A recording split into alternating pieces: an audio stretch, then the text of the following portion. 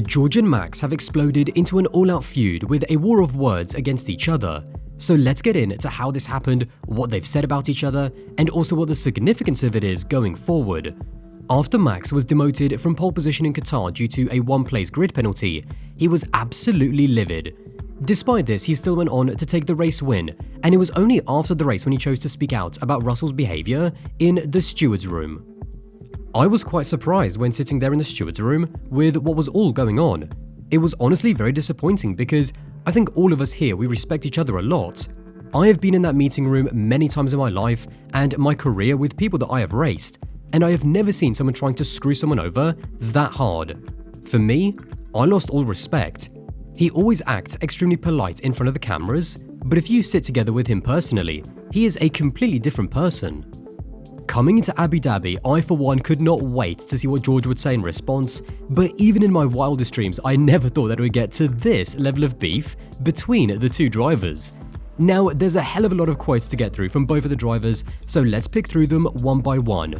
In response to Max's comments in Qatar, George said, "I find it all quite ironic considering Saturday night, he said he was going to purposefully go out of his way to crash into me and quote, put me on my fucking head in the wall. So to question somebody's integrity as a person while saying comments like that the day before, I find it very ironic.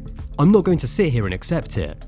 People have been bullied by Max for years now, and you can't question his driving abilities, but he cannot deal with adversity. Whenever anything has gone against him, Jeddah 21, Brazil 21, he lashes out. Budapest this year, the very first race the car wasn't dominant, crashing into Lewis, slamming his team.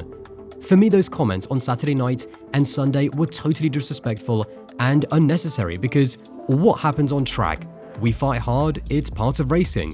What happens in the steward's room? You fight hard, but it's never personal. He has taken it too far now.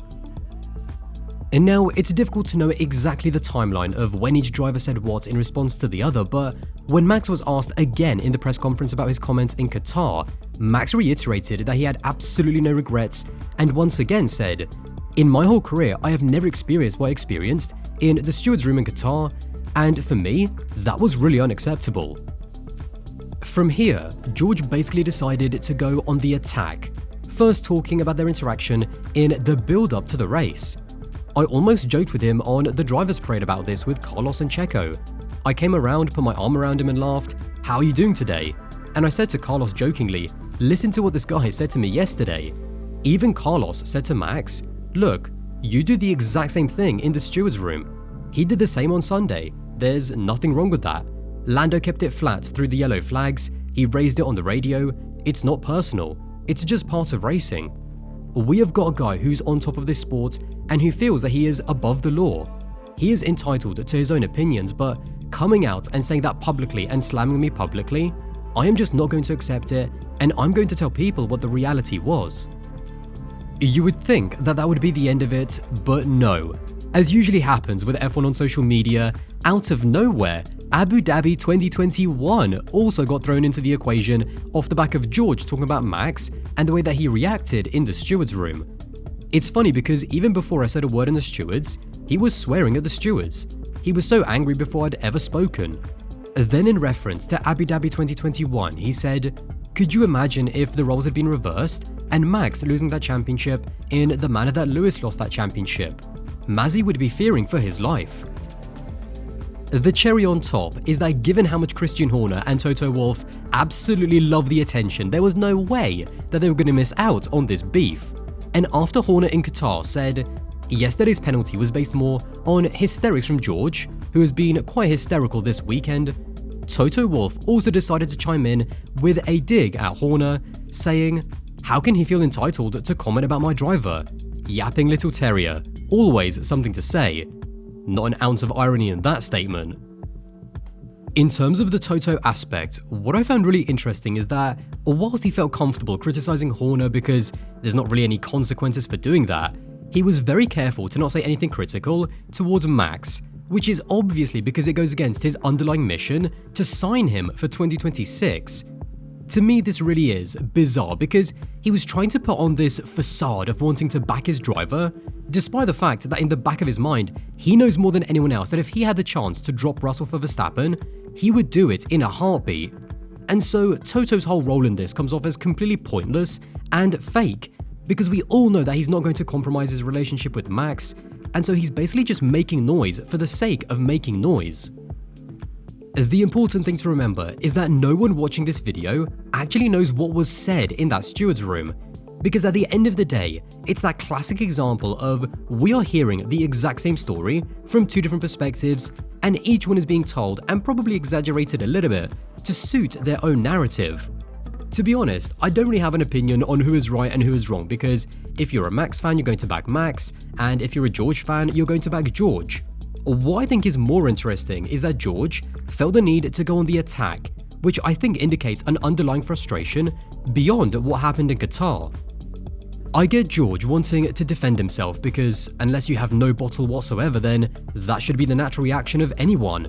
But I think he made a mistake attacking Max in the way that he did, because I don't really see what it achieves. I agree with his point that even if someone is more successful than you, it doesn't mean that they're always right and that they always have the moral high ground to say and do whatever they want. But apart from that, all of the threats that George said Max made were just that. On the Sunday, you could tell by the way that Max lined his car up and aimed it towards George that he was on a mission, and in the end, Max didn't do anything wrong. On the contrary, he jumped Russell at the lights and then executed a perfect race fair and square.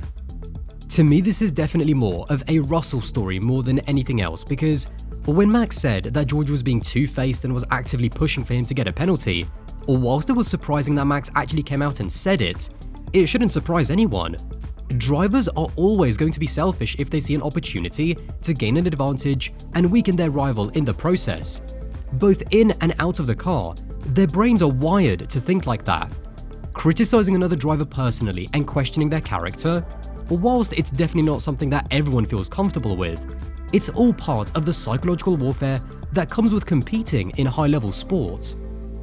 The reason why Russell, I think, took it so personally is because 1, there is already pre-existing tension between both of these drivers, and 2, make no mistake, Russell is frustrated with his team for still not being able to deliver him a consistent race-winning car, because he believes in his heart of hearts that he can beat Max, but he is still not being given the opportunity to do so.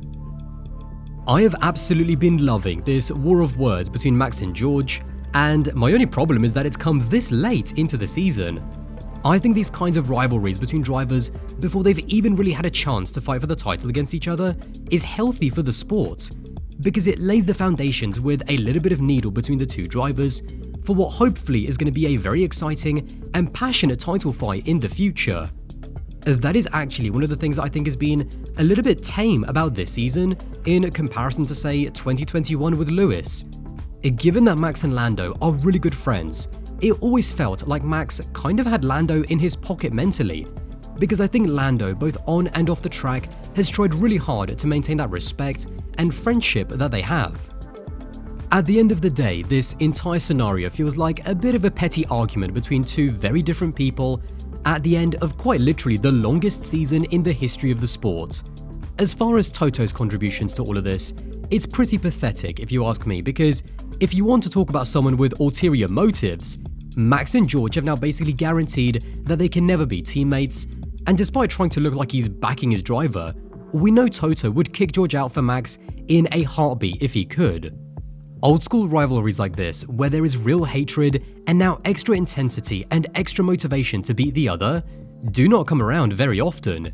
And so whilst I'll let the Max and George fans fight amongst themselves, I am going to celebrate what has now become one of my most anticipated rivalries to watch in the future. Well, there you have it. Let me know all of your thoughts in the comments down below, and if you did enjoy this video and want to support the channel, then don't forget to subscribe, that would be massively appreciated, and I'll see you in the next one.